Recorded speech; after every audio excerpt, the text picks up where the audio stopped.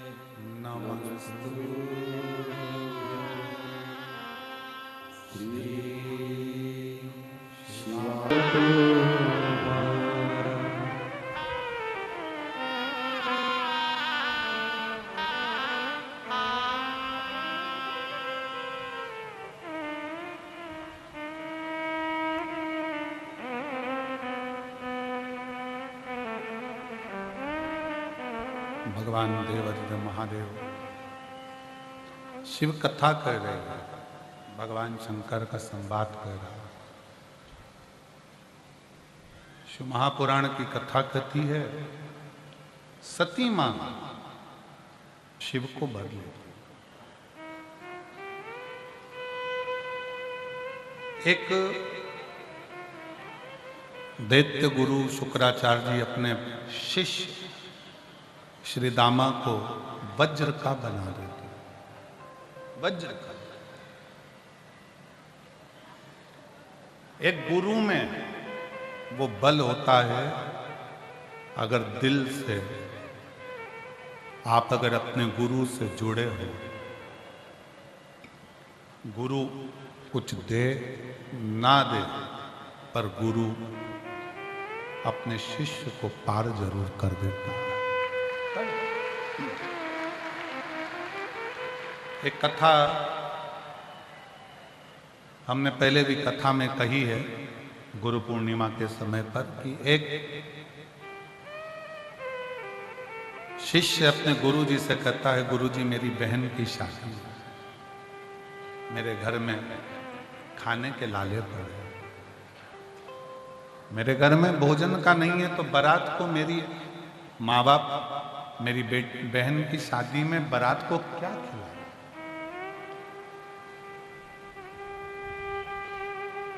गुरुजी, मेरा छोटा सा गांव है, छोटा सा घर है, मैं ब्राह्मण का बच्चा हूं और मेरे पास में मेरी बहन की शादी के लिए मेरे पापा मम्मी के पास कुछ भी नहीं।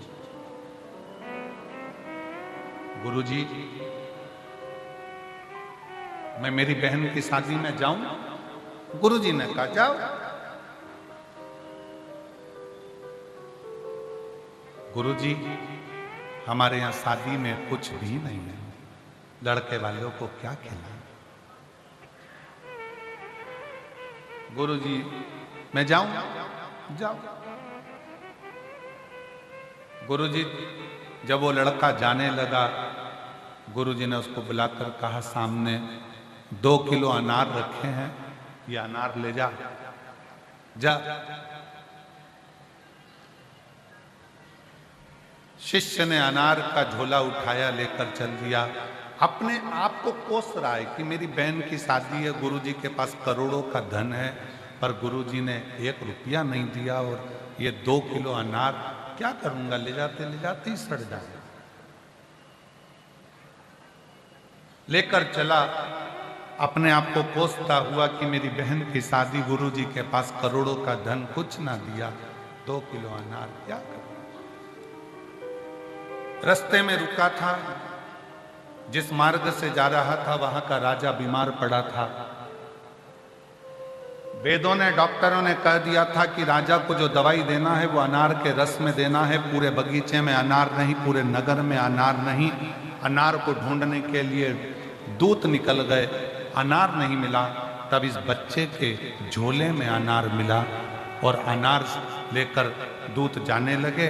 उसने कहा, ये मेरी बहन की शादी के लिए है, मैं नहीं दूंगा। उसको भी पकड़ कर ले गए। राजा को अनार का जूस निकालकर दवाई देना प्रारंभ करा। जो राजा मर रहा था वो राजा जीवित हुआ। अच्छा हुआ।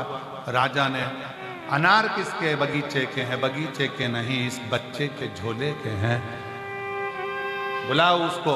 बच्चे को बुलाया गया। ये अनार तुम्हारे? हाँ, मेरी बहन की शादी है, मेरे पास कुछ भी नहीं, मेरे गुरुजी ने ये अनार दिया था। चिंता मत करो, एक काम करो, राजघराने से दूत भेजे जाएं। इस बच्चे की बहन की शादी एक राजा की लड़की की शादी के बराबर होना चाहिए। सारी अंबारियां लुटा दी जाए, सारी अंबारियां लुटा दी जाए। जितना वैभव दे सकते हो उतना वैभव दो, जितना धन दे सकते हो उतना धन दो। गुरुजी धन नहीं देता, गुरुजी जो देता है वो ऐसा देता है। धन देगा तो 10 दिन चलेगा, पर गुरुजी ने वो अनार ऐसा दे दिया कि वो जिंदगी भर चल गया। और शादी अंबारियों से। धन की प्रीतता नहीं, मन की प्रीतता होनी चाहिए। मन की प्रीतता। एक पत्र है, देखिए,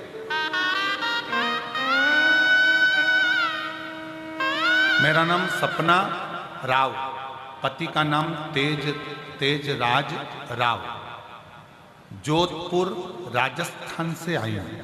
कहीं बैठी हो तो हाथ हिला सकते हैं। जोधपुर राजस्थान। कहीं बैठी हो तो हाथ, आप ही हैं, ऐसे हाथ हिला देगा। आ जाओ, एक बेलपत्र ले जाना, आ जाइए। मेरा नाम सपना राव, पति का नाम तेजराव राव, जोधपुर राजस्थान से आई हूं। गुरुजी, 1 लोटे जल का मैं महत्व का वर्णन क्या करूं? मुझसे ज्यादा कौन जान सकता है कि 1 लोटे जल में है क्या? गुरुजी, 50 लाख का कर्जा था, बड़ी तकलीफ की जिंदगी चल रही थी, कुछ नहीं था लौटाने के लिए। कैसे दे? अपनों ने भी साथ छोड़ दिया। तब बाबा की कथा सुनना प्रारंभ करी। घर का जो मकान था ना गुरुजी, वो भी बिक चुका था। दुकान भी चली गई, मकान भी चले गया, जमीन भी चली गई, फिर भी 50 लाख का कर्जा रह गया। अब करूं क्या? बाबा ने जल चढ़ाना प्रारंभ करा और जल चढ़ाते चढ़ाते, बाबा की भक्ति करते करते, शिव तत्व में रमते सीहोर पहुंच गई। कुबेर भंडारी के दरवाजे पर रुद्राक्ष महोत्सव में पहुंचकर बाबा का कंकर शंकर पूजन करा। पूरी रुद्राक्ष महोत्सव की कथा सुनी। बाबा का एक कंकर उठाकर ले आई। आज मेरे बाबा ने मेरा 50 लाख का कर्जा भी चुका दिया, मकान भी दिला दिया और जमीन भी दिला दी। मैं बाबा को यहाँ प्रणाम करने के लिए आई हूँ। मेरा नाम सपना राव, पति का नाम तेज राज राव, जोधपुर राजस्थान से। शिव तत्व किसको कहते हैं, शंकर किसको कहते हैं, वो घड़ी किसको कहते हैं? महाराज जी एक पत्र है इसमें, उस पत्र में एक भाई ने लिखा है कि उसके परिवार में बहन को पहले ब्रेन ट्यूमर हुआ, उसके बाद उसको कैंसर हुआ। कैंसर इतना विचित्र था कि कैंसर के कीड़े उसके आंत में और लीवर में चले गए। जब वो उल्टी करती थी तो अंदर से चमड़ी, खाल और मांस के टुकड़े निकलते थे उल्टी। पत्र देखिए,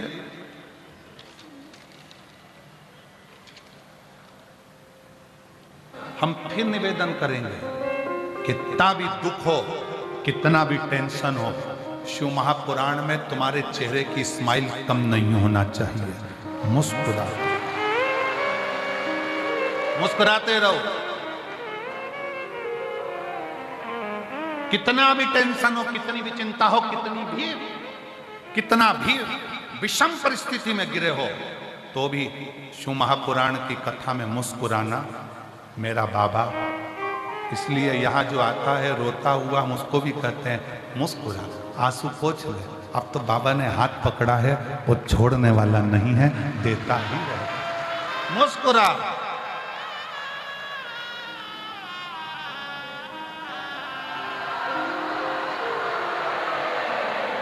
चित्त हृदय आनंदित होकर जब शिव तत्व अपने भीतर आता है तो हमारे भीतर का काम, लोभ, तृष्णा, वासना, अहंकार सब जाता है, सब।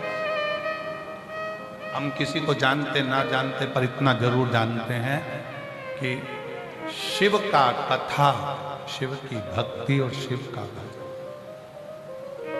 देता था।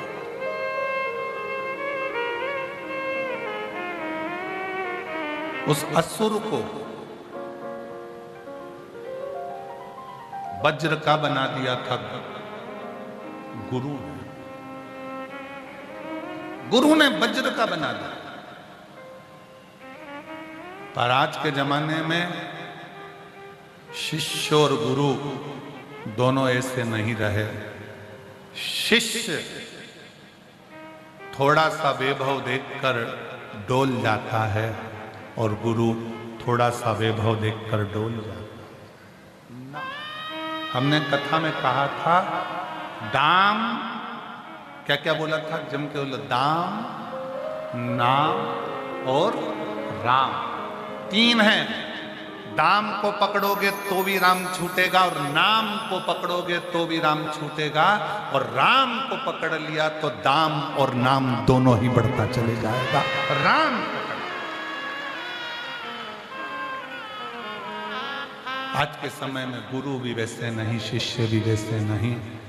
गुरु की प्रबलता हो शिष्य की ओर और शिष्य की प्रबलता हो गुरु की। क्यों दिया, कैसे दिया, काहे दिया, देखिए।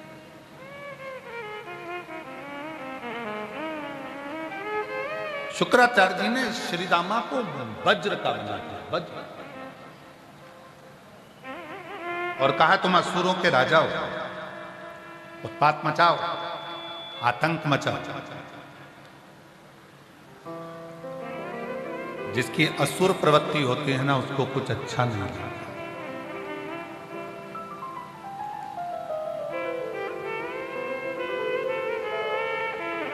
असुर प्रवृत्ति को, असुर प्रवृत्ति वाले को कुछ अच्छा नहीं लगता। जिसकी असुर प्रवृत्ति है उसको कुछ श्रेष्ठ नहीं लगता, उसको श्रेष्ठता नहीं लगती।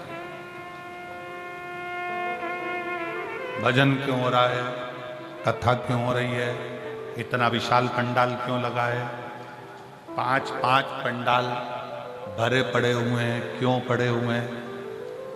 जब कुंभ 12 तारीख तक लोग अपने अपने घर को जाने लगे तो फिर ये इतना भीड़, इतना भड़का, रोड पूरे भरे पड़े हुए हैं। क्यों, किस लिए?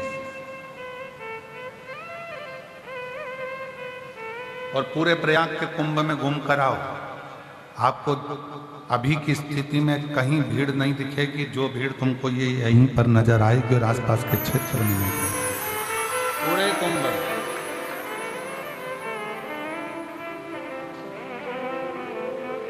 क्योंकि यहाँ जितने आ रहे हैं ना, ये सब किसके भरोसे? हम तो बाबा के भरोसे चलते, ये दुनिया वाले जलते ये दुनिया वाले जलते हम तो बाबा के भरोसे चलते हैं, हम तो बाबा के भरोसे चलते हैं। शिव के आश्रित होकर चलते,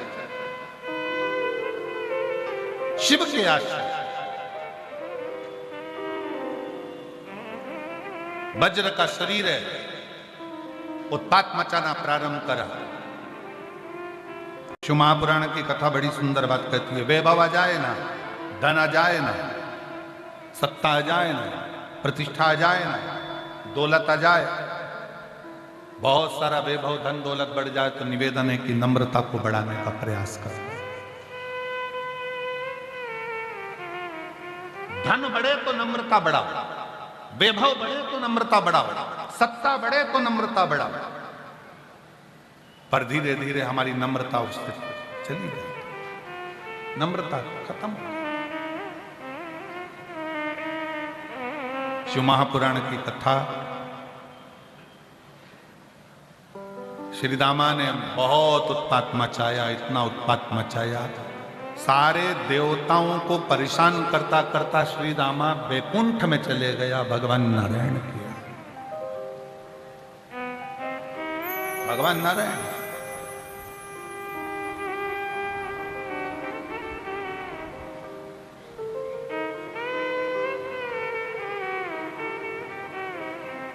और नम्रता के साथ, विनम्रता के साथ हम कहें कथा के माध्यम से, असुर श्रीदामा में विनम्रता नहीं थी, वैभव वज्र का शरीर था, थोड़ी विनम्रता आना चाहिए। शरीर तुम्हारा वज्र का हो गया, वैभव तुम्हारे पास में आ गया। एक बड़ा सुंदर प्रसंग आता है महाराज, फ्रांस के राजा हेनरी चतुर्थ, फ्रांस के राजा हेनरी चतुर्थ एक बार गाड़ी से उनके अंग रक्षक के साथ, सैनिकों के साथ जा रहे थे, और सैनिकों के साथ जाते जाते एक झाड़ू लगाने वाला एक व्यक्ति हेनरी को देख रहा था। फ्रांस के राजा को गाड़ी में देख रहा था झाड़ू लगाते लगाते। उसने झाड़ू को अपने कंधे से टिकाया और हाथ जोड़ लिए। जैसे हाथ जोड़े, हेनरी ने अपने अंग रक्षक से कहा थोड़ा धीमे चलो, गाड़ी को थोड़ा स्लो करो। स्लो करा गाड़ी को, हेनरी ने कांच नीचे उतारा और हाथ जोड़े। अंग रक्षकों ने कहा, पीए ने कहा, महाराज क्या करते हो आप? फ्रांस के राजा हो, हेनरी चतुर्थ हो आप, ये लोग तुमको प्रणाम करेंगे, पर तुम गाड़ी को स्लो कराकर, कांच उतारकर एक छोटे से व्यक्ति को नमन कर रहे, हाथ जोड़ रहे। हेनरी चतुर्थ ने कहा, मैं राजा बाद में हूं, पहले मैं इस राज्य की प्रजा हूं, और ये आज मुझे प्रणाम कर रहा है, और अगर मैं प्रणाम नहीं करता तो मैं इससे भी छोटा हो जाता, इसलिए मेरा प्रणाम करना जरूरी है। महाराज जी, मैं मध्य प्रदेश शासन के माननीय मुख्यमंत्री जी डॉक्टर मोहन यादव जी के लिए बात कहूंगा। उनके पिताजी जब शांत हुए तो उस समय पर हम जब उनसे मिलने के लिए, सांत्वना के लिए गए, तो उन्हीं की गाड़ी में बैठकर उनके घर तक में गए। मैं मध्य प्रदेश शासन के माननीय मुख्यमंत्री जी की एक बात आपको कहूंगा कि उनकी गाड़ी में बैठकर गया उज्जैन में। जितनी देर वो उज्जैन में गाड़ी में बैठे रहे, उतनी देर जो भी रास्ते में उनको देखकर हाथ हिला रहा, प्रणाम कर रहा, मैं डॉक्टर मोहन यादव जी हमारे मुख्यमंत्री मध्य प्रदेश शासन के लिए कहूँगा कि उतनी देर वो जब तक अपने घर नहीं पहुँच गए तब तक उन्होंने हाथ ऐसा ही रखा और ऐसे ही ऐसे करते करते नमन करते करते, चाहे वो छोटा हो बड़ा हो, सबको प्रणाम करते करते करते करते गाड़ी में से, और आखिरी में 3 किलोमीटर 4 किलोमीटर दूर तक कोई भी मिला, जो बच्चा हो बूढ़ा हो, सबको नमन करते करते अपने घर तक गए। मैं उनको ये देखकर मैंने उनको यही कहा कि आपकी नम्रता ही आपको इस मंजिल तक लेकर आएगी। ये नम्रता होना चाहिए। वैभव बढ़े, धन बढ़े, सत्ता बढ़े, प्रतिष्ठा बढ़े, आपकी नम्रता उससे दुगनी बढ़ना चाहिए, दुगनी।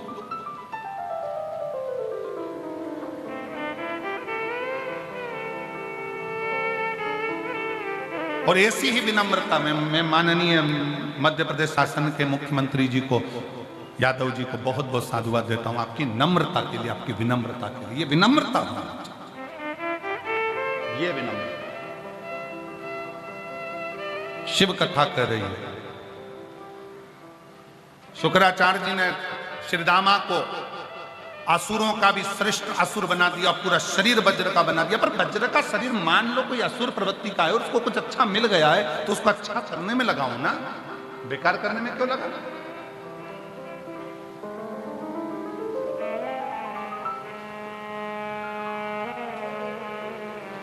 महाराज, यदि मान लो भगवान ने आपको ज्ञानी बनाया है, विद्वान बनाया है, आपका मालूम पड़े सोशल मीडिया बहुत बड़ा है, आप जो डालोगे वो दुनिया देखेगी, अगर आपका सोशल मीडिया इतना बड़ा है तो आप अपने सनातन धर्म के हित का डालो, अहित का क्यों डालो?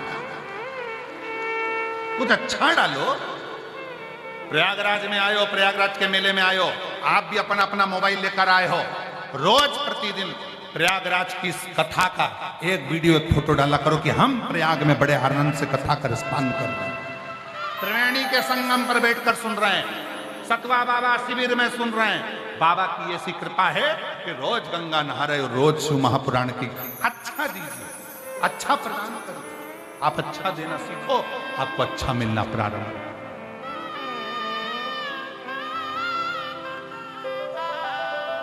अपने पद प्रतिष्ठा वैभव का गलत प्रयोग ना करते हुए श्रेष्ठ प्रयोग करिए, श्रेष्ठ। और जितना श्रेष्ठ प्रयोग करोगे उतना उतना बढ़। एक पत्र है, देखिए,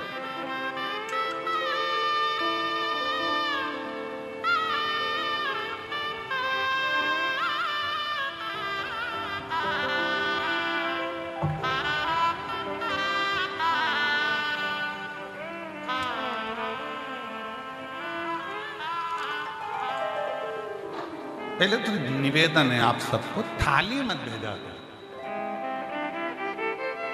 अब ये थाली भेज देते, थाली का करें क्या ये बताओ? केवल अच्छा खाना खाने के लिए भेजा, तो माल भी भेजा करो खाने का। हमारे भाई बोल रहे हैं कि वो भोजन के लिए भेजते हैं, तो फिर महाराज अब ये थाली हम बटोरे कैसे, कहाँ दें, किसको दें? तो ये निवेदन, थाली वाली नहीं, बस पत्र भेजा करो और बड़े प्रेम से हम पढ़ेंगे। ऐसा नहीं है कि आपका पत्र नहीं पढ़ेंगे। बड़ा सुंदर पत्र लिखा है आपने। पूजा की थाली में लिए खड़ी रे भोलेनाथ, कब से प्रयागराज में पड़ी रे। 1008 महामंडलेश्वर जगत गुरु श्री संतोष दास सतुआ बाबा जी के पावन चरणों को नमन करती हूँ। मेरा नाम रीता सिंह, पति का नाम श्री गोपाल सिंह, मोबाइल नंबर ये है। हम काशी के रहने वाले हैं। वाह,